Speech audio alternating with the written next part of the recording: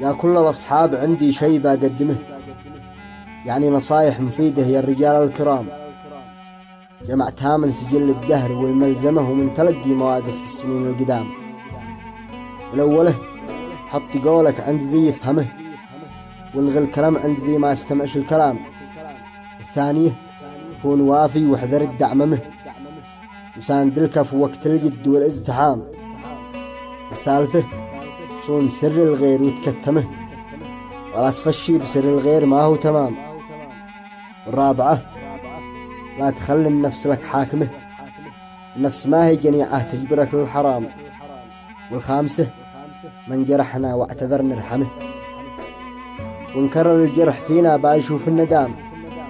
والسادسة ما علينا باتشي سالمه، حاسب لها يا رفيقي لجل تلقى السلام. والسابعة من تعجل زلته حايمه، يطيح فيها ويلقى شرها والندام. والثامنة لا تساير شخص ما تعلمه، بطولة البعض تلقاها مجرد كلام. التاسعة جرب الصاحب قبل تزهمه، لا تعرفن ذي يا حيدي ومن هو همام. والعاشرة كل ما جات السنين جاتمه، خليك شامخ وكافح بل وشد الحزام.